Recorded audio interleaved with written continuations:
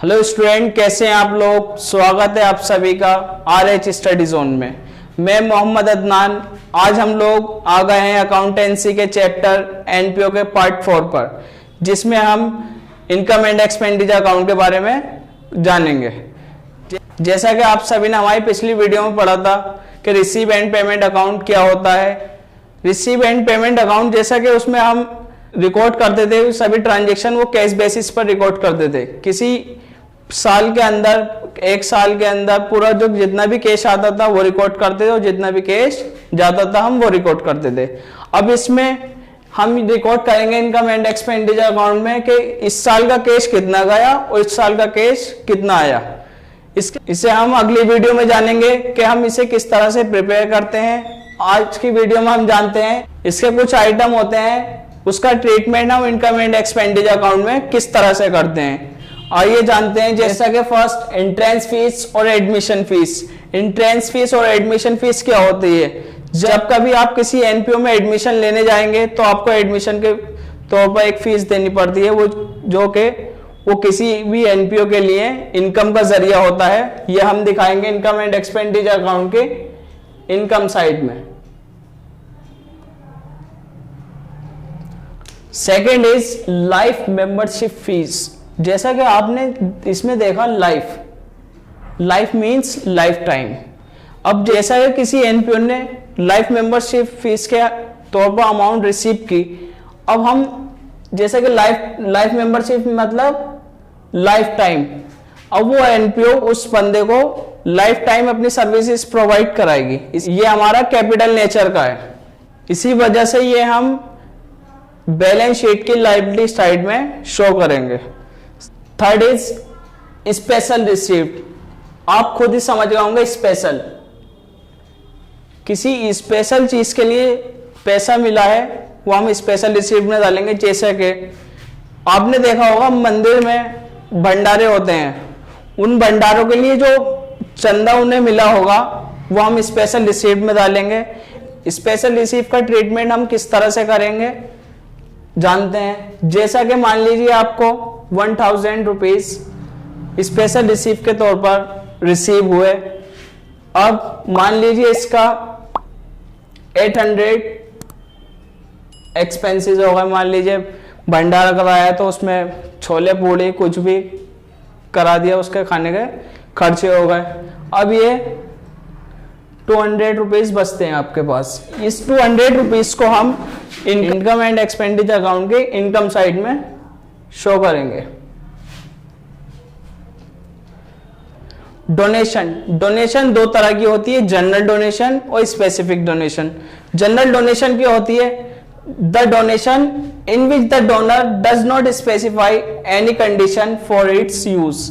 General donation में donor specify नहीं करता कि इसे कहां इस्तेमाल करना है, वो NPO की चॉइस है, इसे जहां चाहे वहां लगा सकती है। Second specific donation, the donation in which the donor specifies condition for its use. Specific donation में बंदा मान लीजिए एक शर्त रख देता है कि भाई इसका आपको NPO को कहां पर इस्तेमाल करना है। वो बता देता है कि भाई इसे बिल्डिंग में लगाना, आप इसे फर्नीचर में लगाना, जहां कहीं भी स्पेसिफाई होता है कि ये डोनेशन इस चीज के लिए है। Fifth is honorarium. ऑनरेरियम वो अमाउंट होती है जब हम किसी ऑनरेबल पोस्ट के लिए, जैसे ऑनरेबल पोस्ट टीचर्स, डॉक्टर, हम इनकी सर्विसेज लेते हैं, इन्हें जो अमाउंट पेड करते हैं हम उस पेड अमाउंट को हम ऑनरेरियम कहते हैं। जैसा कि किसी NPO ने मेडिकल कैंप लगवाया, उस मेडिकल कैंप में डॉक्टर बुलवाए होंगे, जाहिर सी बात है उन डॉक्टर को उनकी सर्विसेज की जो अमाउंट हमने पे करी होगी वो हम ऑनरेरियम अमाउंट में कंसिडर करेंगे। Now 6.1 is legacy. लीगेसी क्या होती है? आपने सुना होगा कि भाई हमारे दादा ने हमारी अपनी सारी जायदाद किसी ऑर्गेनाइजेशन के नाम कर दी, नाना ने कर दी, हमारे लिए कुछ नहीं छोड़ा, वही हम लीगेसी कहते हैं। जैसे कि वसीयत जैसे कहते हैं, वसीयत कर दी कि भाई यह मेरी ये जितनी भी जायदाद है, मरते टाइम बोलते हैं जितनी भी हमारी जायदाद है ये किसी ऑर्गेनाइजेशन को दे देना, हम वो किसी पर्टिकुलर ऑर्गेनाइजेशन के लिए लीगेसी होती है। लीगेसी भी दो तरह की होती है। First, general donation, it is counted as revenue receive, ये रिवेन्यू रिसीव होती है and is credit to income and expenditure account. ये जनरल डोनेशन की तरह ही होती है, लेकिन वो डोनेशन होती है जो हमारे दादा या परदादा मरते टाइम किसी एनपीओ को डोनेट कर गए थे। इसे हम रिकॉर्ड करेंगे इनकम एंड एक्सपेंडिचर के इनकम साइड में। अब specific donation, it is accounted as capital receive, ये हमारी कैपिटल रिसीव होती है and it is credit to specific fund account maintain for the purposes. जैसा कि हमने फंड बेस्ड अकाउंटिंग की थी, उसी तरह से हम इसकी अकाउंटिंग करेंगे और इसे हम बैलेंस शीट की लायबिलिटी साइड में शो कर देंगे। Sale of used sport material, हम इसका किस तरह से इनकम एंड एक्सपेंडिचर अकाउंट में ट्रीटमेंट करेंगे। Stock of sport material, stock जो होगा हमारे पास स्पोर्ट मटेरियल का, वो हम बैलेंस शीट के एसेट साइड में शो करेंगे। Sport material consume during the year, जितना भी हमने स्पोर्ट मटेरियल कंज्यूम करा होगा पूरे साल के अंदर, वो हम इनकम एंड एक्सपेंडिचर अकाउंट के एक्सपेंडिचर साइड में शो करेंगे। अब आप सोच रहे होंगे सर ये आपने बताया नहीं, sale of used sport material, इसका क्या करना है। जैसा कि आपने फंड बेस्ड अकाउंटिंग में सीखा था किस तरह से उसकी अकाउंटिंग करते हैं, वो आप हमारी पिछली वीडियो है उसमें जाकर देख सकते हैं। इसका हम जैसा कि मान लीजिए साल के शुरुआत में हमारे पास 2000 का स्पोर्ट मटेरियल था, अब हमने इसमें 500 का स्पोर्ट मटेरियल ने सेल कर दिया।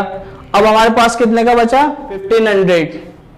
इसे हम क्लोजिंग बैलेंस शीट के एसेट साइड में शो करेंगे। ये ओपनिंग में आ जाएगा आपके, ओपनिंग बैलेंस शीट, और ये क्लोजिंग। इसका ट्रीटमेंट सिर्फ आपको बैलेंस शीट में ही करना है।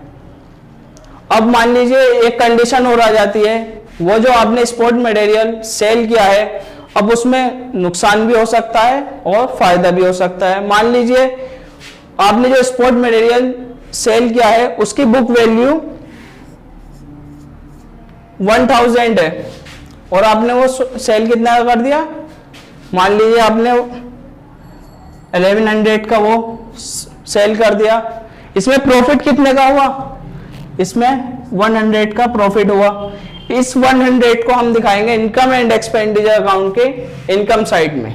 मान लीजिए अब यहाँ लॉस हो जाता, वो भी हम इनकम एंड एक्सपेंडिचर अकाउंट के एक्सपेंडिचर साइड में शो करते हैं। आज की वीडियो में सिर्फ इतना ही, मिलते हैं आप सभी से अगली वीडियो में।